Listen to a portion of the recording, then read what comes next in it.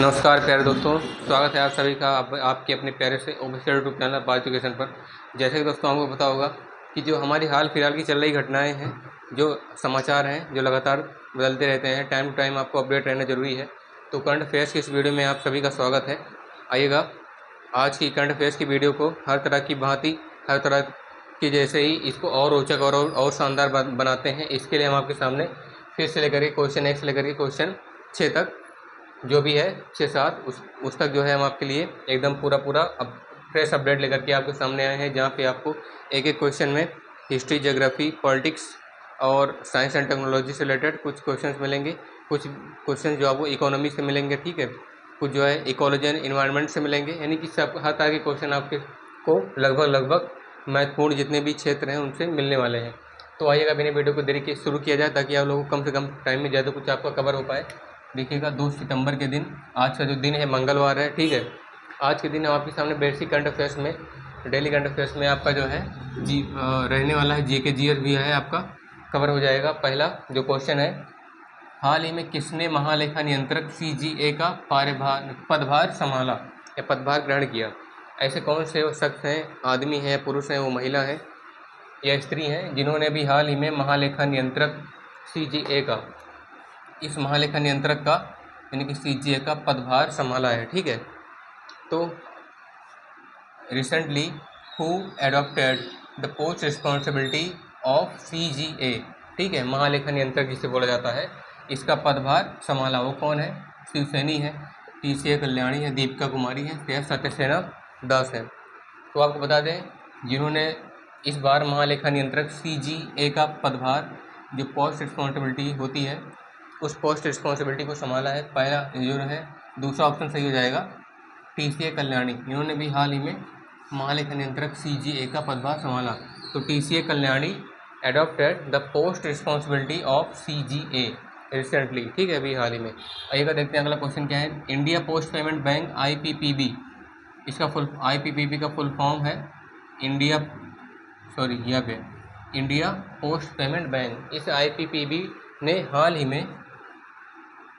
ही में अभी क्या किया है, अपना कौन सा स्थापना दिवस मनाया है, यानी कौन सा इसका इस्टेब्लिशमेंट डे है, जिस दिन ये जो है इस्टेब्लिश हुआ था,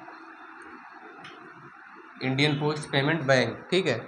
Indian post payment bank IPPB कब ये फाउंड हुआ था, उसने भी हाल ही में अपना स्थापना दिवस मनाया है। तो recently Indian post payment bank IPPB celebrated it's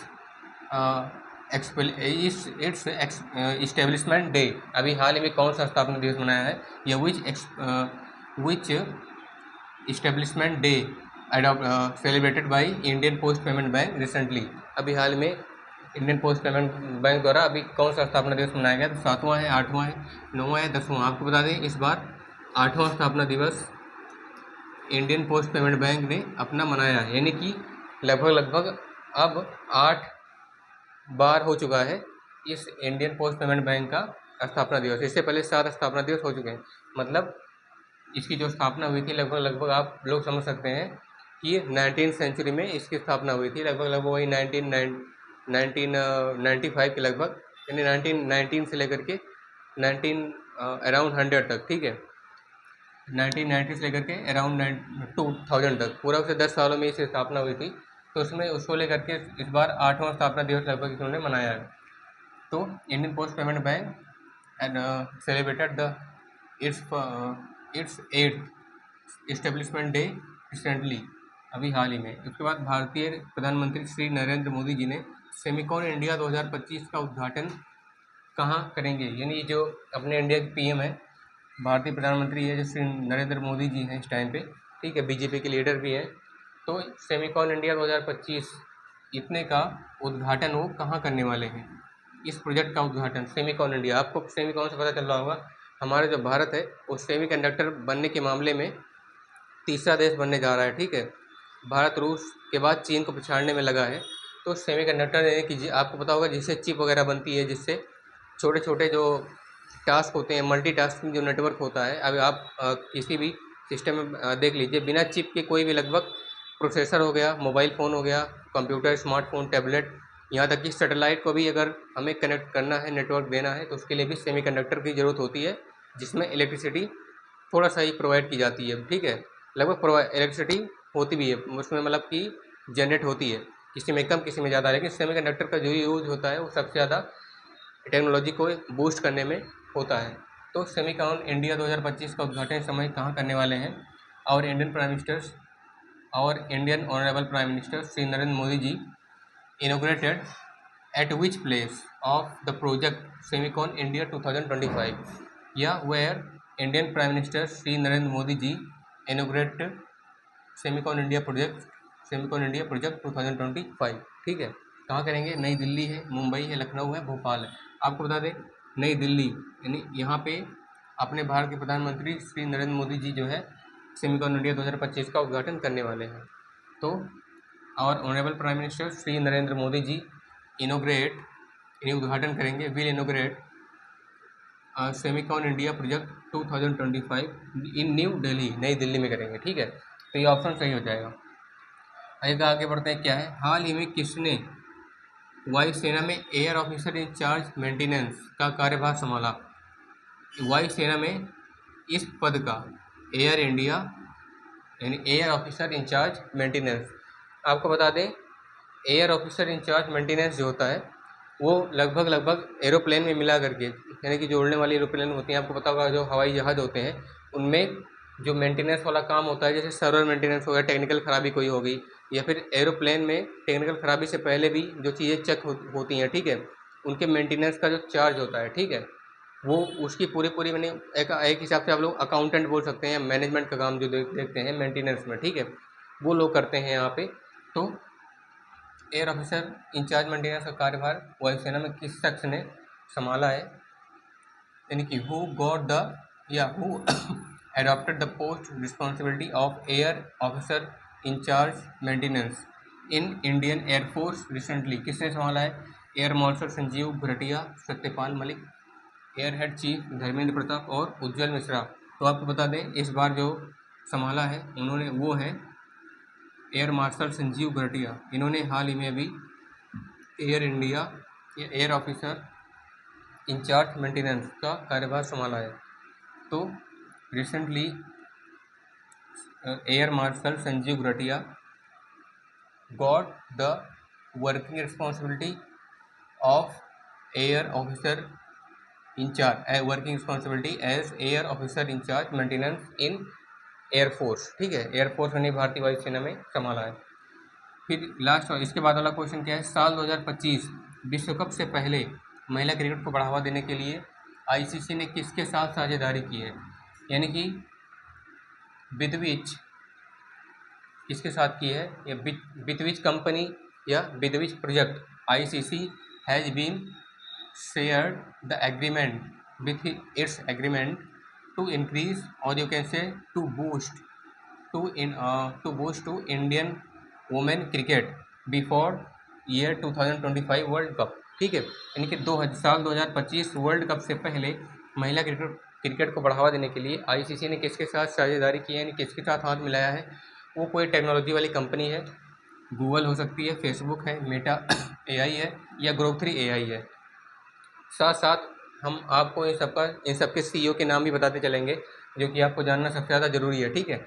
तो ये 4 ऐसी टेक्नोलॉजी वाली कंपनियां जिनमें सबसे पहला नाम आता है गूगल का, ठीक है, गूगल जिसके सीईओ हैं सुंदर पिचाई, ठीक है, जो कि अपने भारत के हैं। सुंदर पिचाई गूगल के सीईओ हैं। ये हो सकते हैं, आप लोग अनुमान लगाइए क्या हो सकता है। फेसबुक, इसके सीईओ अमेरिकी हैं जिनका नाम है मार्क जुकरबर्ग। मेटा एआई जिसके सीईओ हैं सैम ऑल्टमैन, ये भी अमेरिका के हैं, ठीक है, सैम ऑल्टमैन।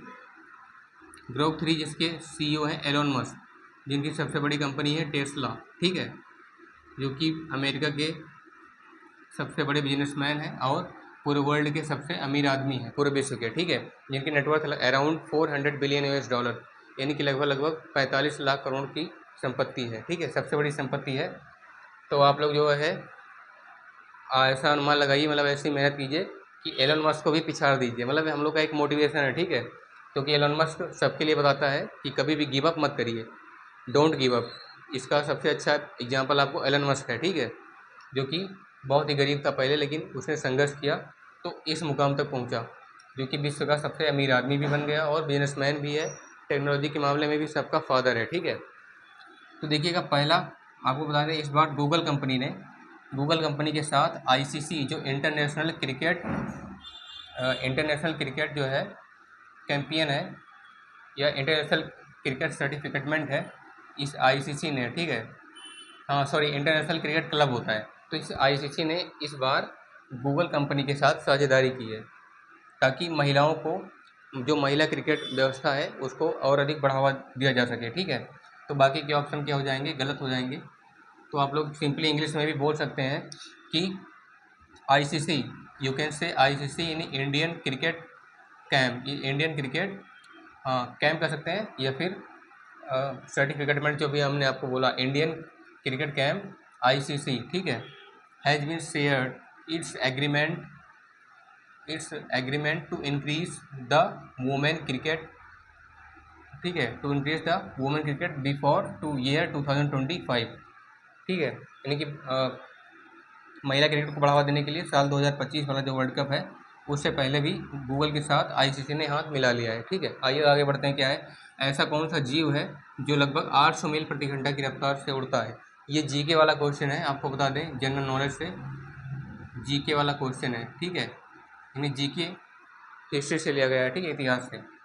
तो वो कौन सा जीव है, आपको बता दें, वो जीव एक कीट है। आपको सुनकर बहुत ही हैरानी होगी, लेकिन ये बहुत ही तेज उड़ने वाला कीट है, एक जीव है, क्रिएचर है, जो कि लगभग 800 मील प्रति घंटा की रफ्तार से उड़ता है। एक मील में आपको पता होगा 2.5 किलोमीटर होते हैं, 1 मील में जो होता है अराउंड 2.45 होता है, हम लोग उसको लेते हैं 2.5 किलोमीटर, ठीक है।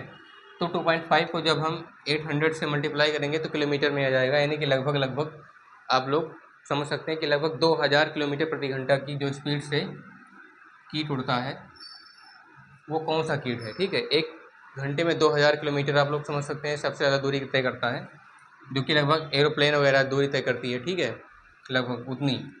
तो गरुड़ हो सकता है, मोर है, डिफलर फ्लाई नामक कीट है, इनमें से कोई नहीं। तो आपको बता दें, जो गरुड़ है ये भी बहुत तेज उड़ता है, लेकिन जितने भी पक्षी हैं सबसे ज़्यादा तेज, जो ऑप्शन में दिख रहे हैं आपको, इन सबसे ज़्यादा तेज गरुड़ होता है, ठीक है। गरुड़ मतलब कि बहुत ही बड़ा पक्षी होता है, और जब वो उड़ता है तो मतलब बहुत ही तेज़, लगभग आसपास की जो हवा है लगभग सबको पंखों में ही समेट लेता है। उड़ता है तो हवाएं बहुत तेज़ चलने लगती हैं, मतलब ऐसा माना जाता है। वैसे गरुड़ पक्षी की भी जो रफ्तार होती है लगभग बहुत ही तेज़ होती है, 8,000, 10,000 या 15,000 किलोमीटर प्रति घंटे होती है। तो इसमें गरुड़ गलत हो जाएगा। रफ्तार के हिसाब से बात की जा रही है तो मोर भी नहीं है, क्योंकि मोर की लगभग 400-500 किलोमीटर प्रति घंटे है। तो सॉरी, मतलब इसकी तो 70-80 किलोमीटर प्रति घंटे है मोर की, ये नहीं हो सकता। डिफलर फ्लाई नामक जो कीट है, इसकी जो रफ्तार है वो है लगभग 800 मील प्रति घंटे, यानी कि 2000 किलोमीटर प्रति घंटे की रफ्तार से डिफलर फ्लाई नामक जो कीट होता है वो उड़ता है। तो यानी कि विच इज प्रश्न में दिया गया है ऐसा कौन सा जीव, यानी विच इज अ क्रेचर, कौन सा ऐसा जीव है जो लगभग 800 मील प्रति घंटे की रफ्तार से उड़ता है, who flies at the speed of 800 mile per hour, ठीक है। तो डिफलर फ्लाई, ये वाला जो कीट है, defler fly name, defler fly is a creature who flies at the speed of 2000 kilometre per hour, और you can say 800 mile per hour, ठीक है। आइए आगे बढ़ते हैं। लास्ट वाला क्वेश्चन क्या है, हमारे सौरमंडल में सभी ग्रहों में, सौरमंडल के जितने भी ग्रह हैं उन सभी ग्रहों में सबसे चमकीला ग्रह, यानी कि सबसे ज़्यादा चमकने वाला जो ग्रह होता है, जिसकी सबसे ज़्यादा रोशनी होती है, वो कौन सा ग्रह है? इससे पहले भी हमने आपको एक क्वेश्चन बताया है, ताकि और इस बार फिर से बता रहे हैं ताकि आपको रिवाइज हो सके ये कंटेंट जो है। तो कौन सा ग्रह है, यानी कि which is the most brightest star in all stars of our solar system. आपने सोलर सिस्टम के सभी सौरमंडल के जितने भी ग्रह हैं उन सभी ग्रहों में सबसे चमकीला जो ग्रह है, न बुध है, न बुध है, न पृथ्वी है, न मंगल है, ये है शुक्र, ठीक है, बुध शुक्र। उसके बाद फिर आती है पृथ्वी। तो दूसरे नंबर वाला जो ग्रह है वो है शुक्र, जो कि सबसे ज़्यादा चमकीला होता है। आप लोग देखते होंगे, अगर आप लोग सुबह 4 या 5 बजे जल्दी उठेंगे, लगभग 3-4 बजे, तो लगभग एक ग्रह आपको चमकता हुआ दिखाई देगा, लगभग पश्चिम की ओर, उत्तर पश्चिम की ओर आप लोग देखेंगे, उस साइड में स्काई की ओर देखिएगा, शुक्र ग्रह चमकीला एकदम दिखाई देगा, ठीक है। तो ये सुपरग्राफी वैसे सबसे ज़्यादा चमकीला होता है। तो ये रहा हमारे द्वारा आपको आज के करंट अफेयर्स में जीके जीएस में बताया गया क्वेश्चंस, जो कि न्यूज़ से कुछ मैगजीन से कुछ करंट अफेयर्स से रिलेटेड है। ठीक है, आप लोग समझ सकते हैं ऑल अबाउट लगभग न्यूज़ ही है। जीके जीएस में कुछ जो बदलाव होते हैं वो साइंटिफिक रिसर्च से होते हैं। ठीक है, वैज्ञानिक लोग शोध करते हैं, रिसर्च करते हैं, उस पर बेसिक स्टडी करते हैं, तब पता लगाते हैं और वो क्वेश्चन जो है जीके में इंक्लूड किया जाता है। बाकी जो क्वेश्चन है उन पर जो हमारा साइंस एंड टेक्नोलॉजी है उस पर विशेष नज़र रखी जाती है, जिससे आप लोगों को न्यूज़ प्रोवाइड होता है, मैगजीन होती है, ठीक, करंट अफेयर्स होता है। तो दोस्तों आशा करता हूँ कि हमारे द्वारा इस वीडियो में दी गई आपको जो जानकारी है बेसिक A to Z आपको समझ आई होगी। आपने वीडियो को स्टार्टिंग से लेकर एंड तक कंटिन्यू देखा होगा। अगर आप लोग को ये वीडियो पसंद आई है तो इस चैनल को सब्सक्राइब कीजिएगा, वीडियो को लाइक कीजिएगा, शेयर कीजिएगा और कमेंट करके बताइएगा कि हमारे द्वारा वीडियो में दी गई जानकारी आपको कैसी लगी। मिलते हैं अपने नेक्स्ट वीडियो में, तब तक के लिए बहुत बहुत धन्यवाद आपका।